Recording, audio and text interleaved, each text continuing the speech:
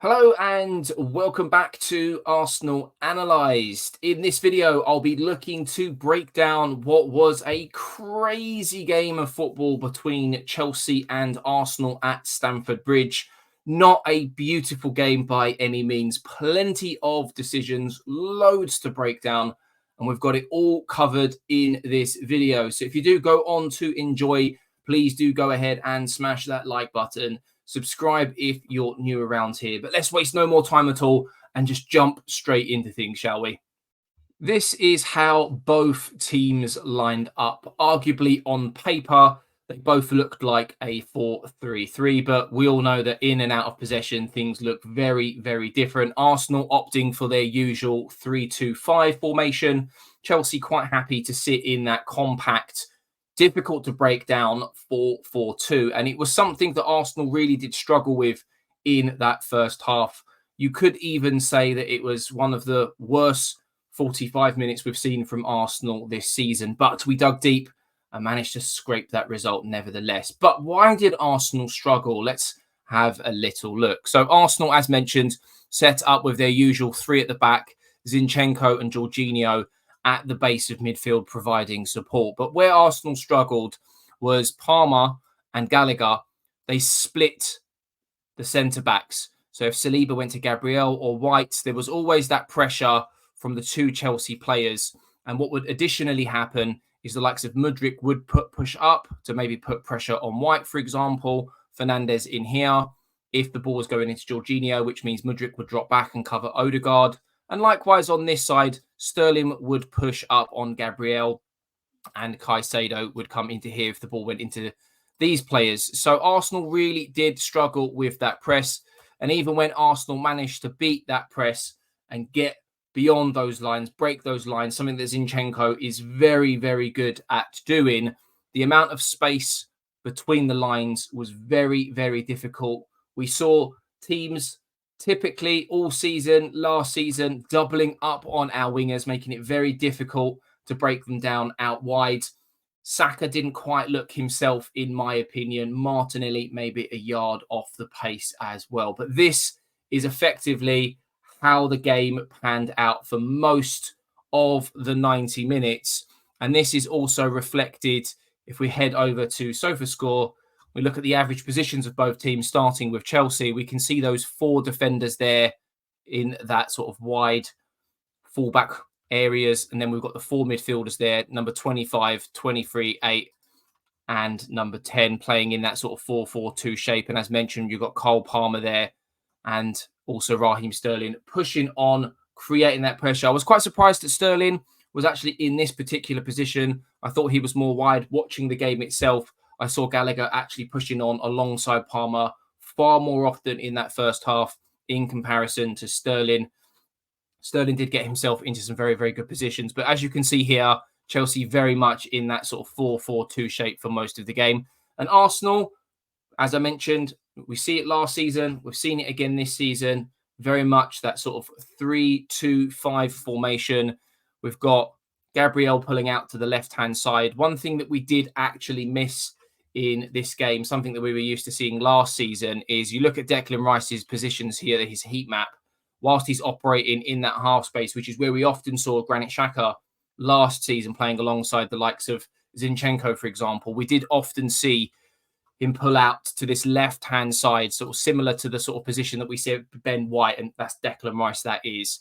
But Arsenal have somewhat created this sort of box midfield, which includes Declan Rice, Zinchenko, Jorginho, which is where you typically see Thomas Partey, and also Martin Odegaard. And we did see a very busy Gabriel Jesus. He drops into that midfield to create overloads. And then this box midfield that Arteta has opted with this season is hopefully going to allow Gabriel Jesus to move into better positions in those forward positions, for example. Although yesterday we did see him quite literally all over the pitch, operating as a right back at times. But as I said, we see that usual sort of front five of Martinelli, Declan Rice, Jesus, Odegaard, and Bukayo Saka. But the game did ebb and flow, as I mentioned. If we have a quick look here on FootMob at sort of the momentum and the stats from the game, we can see here up until around about the 14th minute, it was all Chelsea,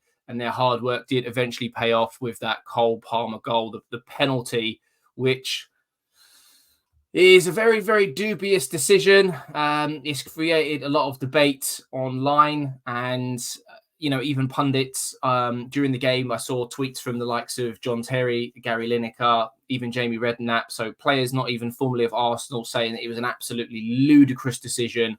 We saw similar decisions over the weekend. Manchester United conceding a penalty for similar reasons, not quite as close quarters as this one, and also in the Merseyside derby as well. For me, those were a little bit more clear cut. But what I want to show you here before we look at the rest of the sort of stats and momentum is that sort of first goal, how it built up, and maybe some of the reasons behind why the penalty was given. And then you can let me know down in the comments below whether or not you agree. But we can see on screen here now, the ball is out on the right-hand side. It's literally being delivered into the box at this particular point in that yellow circle. And I've highlighted here in that white oval shape, Saliba and Mudryk, the two players that came together and eventually why the penalty was given. Now, if the ball comes in at this stage and there is no contact from Mudryk whatsoever on the ball and the ball strikes Saliba's arm, because of the distance that the ball's come from, you could argue that it's definitely a penalty if the arms are in an unnatural position. But as a lot of people have said, pundits and ex-pros, when we look at this particular picture, this is where the ball strikes Mudryk's head. So quite literally, Saliba is about a yard, if not less, away from the ball at this point. And he has absolutely no time to react whatsoever. And for anyone who's played football and anyone who's headed a ball or defended with a header knows that you have to use your arms in order to jump, to elevate yourself in order to get to the ball. And this is exactly what Saliba's done. And now that I've mentioned this, every time you watch someone go to head of the ball, you'll see that they put their arms out to push through the air as they're jumping in order to head the ball. So for me, it was a really unlucky decision. I don't think any of the other penalties this weekend were as clear cut in terms of maybe a poor decision. But it seems as though now that the standard has been set in the Premier League that you quite literally have to defend with your hands behind your back at times, because they say natural and unnatural. When you're jumping for the ball, that is a very natural position. And I know some rival fans, if any are watching, will probably say cry more, maybe banter me a little bit for this. But look, let me know down in the comments below. Do you think this was the right decision? Was it a harsh decision? How does it compare to maybe some of the other handball penalties that we've seen, not only this weekend, but during the Premier League season so far? Anyway, moving back on to momentum, as mentioned, after that goal was scored in the 15th minute, Arsenal did pick up a sort of a small patch of possession, although we didn't look threatening. I don't think we actually had a shot in the first half. We did. We had 2 shots in the first half, none on target. We can see here down on the first half stats. Chelsea very much dominating from a statistical point of view, although Arsenal did have 62% possession in that first half. And for all Arsenal's hard work to kind of maybe work back into the game and maybe try and take control, straight after the break, as we can see here, Arsenal very much in control of the game. Whatever Arteta had said at half-time, Arsenal came flying out, really wanted to take the game by the scruff of the neck. But it was a fluky goal. I don't think Mudryk meant it. We'll take a look at it now. Great picture to kind of show you exactly how it unfolded. But we can see here at the top of your screens now in that yellow circle, Mudryk has got the ball on the left-hand side. And for me, it's very clear that he goes to cross the ball into the back post, where we can see Raheem Sterling looking to arrive late. Mudryk looking to try and get the ball beyond David Raya for Sterling to maybe nod one in at the back post. But because of the poor delivery, if you want to call it that, the one that isn't accurate, David Raya's positioning really does catch him out. Why he's that far not off his line, obviously he needs to be that far off his line. He's obviously a very commanding goalkeeper. One of the reasons Arsenal brought him in was to be a little bit more commanding when it came to crosses and corners, maybe something that Ramsdale isn't as good at. But maybe given that there are literally 3 to 4 defenders around Mudryk at this point, David Raya needs to be a little bit more central, maybe a slight bit closer to goal. And for anyone who's watched the game, we all know that it loops over David Raya's head and ends up in the back of the net, which now means the argument between who starts for Arsenal between David Raya and Aaron Ramsdale will rumble on. It did quieten down a little bit after a run of games from Raya, but after some sort of sketchy passes in that first half against Manchester City, allowing this goal to go in against Chelsea, and quite literally 5 minutes later, David Raya passes the ball to Cole Palmer in and around the 18-yard box. He does make up for his mistake, but that could have quite easily have been 3-0. Completely kills the game off at that point. So that second half for David Raya, certainly a sketchy performance, and it's only going to intensify that debate of who starts for Arsenal in goal. Very keen to see who gets the nod for Arsenal in the next game. And then going back to the momentum, as I said, all Arsenal practically in that second half. If we take a look at the sort of ball possession, it does say that it was fairly equal, but Arsenal having a total of 11 shots in that second half. Very, very dominant, really, really going for it. Arsenal starting poor in that first sort of 20 minutes, trying to end the first half strong, starting the second half poorly, but that last sort of 25 to 30 minutes really, really, really, really did change the game. And one thing, in my opinion, that changed the game, and something that Arteta has faced heavy criticism for in the past, not necessarily from pundits, but more from fans, especially on social media, is getting those substitutions right. And he did that very well against Manchester City. All 3 players that he brought on were involved in that winning goal against Manchester City. And whilst that may not necessarily be the case in this game against Chelsea, the substitutes did have an influence. Tomiyasu coming on at half-time. Zinchenko, for me, has had a couple of sketchy performances now. I think he's starting to get a little bit more sort of exposed in that left-back role. We all know that there are question marks over his defending, but what he brings to the party when he tucks in that inverted role in midfield is absolutely invaluable. But I think with Tomiyasu, he needs to be starting more games. His physicality is very different, especially when he gets into that final third, causes a lot of problems. He's asked to do a very similar job to Zinchenko. And I'm absolutely certain that it was a tactical decision at half-time from Mikel Arteta. Eddie Nketiah coming on for Jesus was a great decision as well, because for long periods of the game, Jesus, whilst it's very good that he comes into midfield and creates overloads, at times Arsenal just need, Nketiah is not a target man, but that focal point up front, someone that we can get the ball to.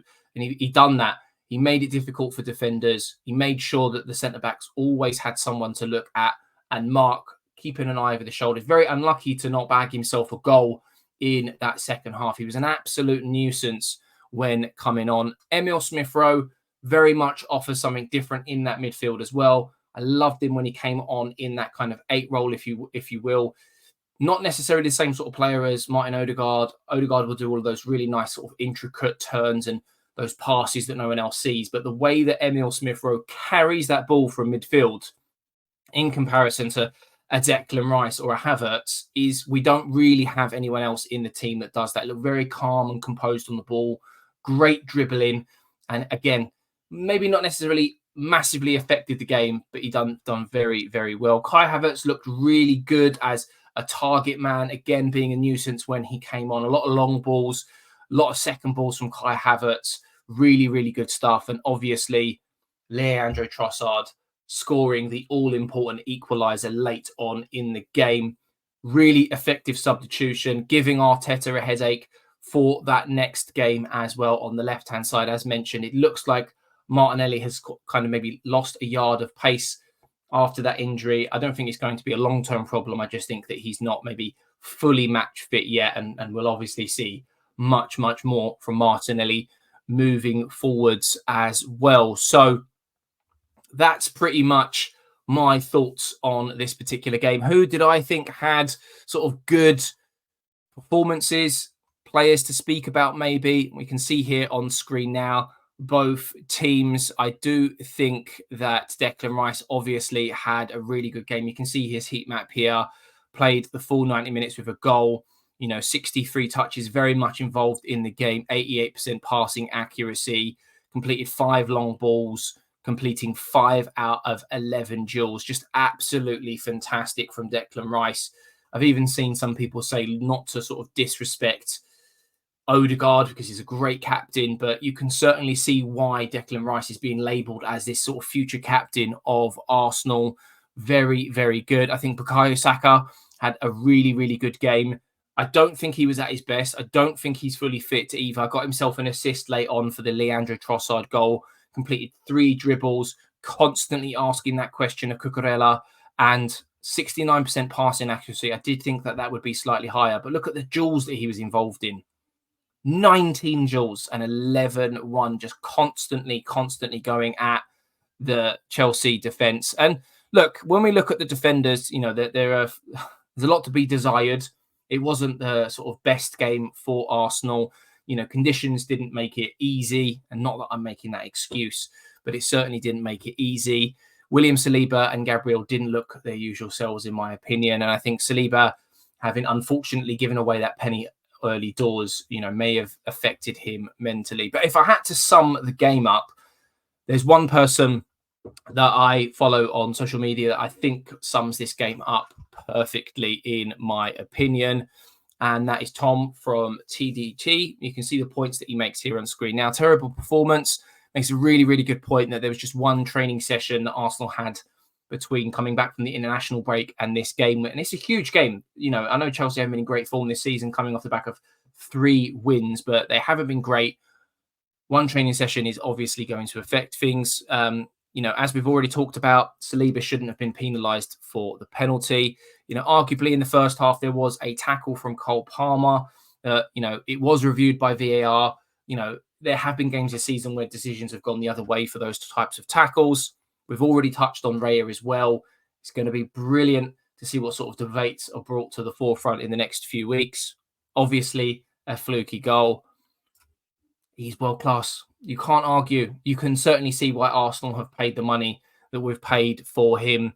And I already mentioned that Tomiyasu definitely needs to be involved in more games going forward. And one thing that we didn't actually touch on was Jesus. He was actually completely clattered in the second half by Sanchez. Not the same as what Onana did against Wolves earlier on in the season. That was far more clear cut because the Wolves player was actually looking to head the ball. But you've got to ask the question in terms of consistency. When they reflected back on that game, there were questions as to whether or not that should have been a penalty. So more talking points here.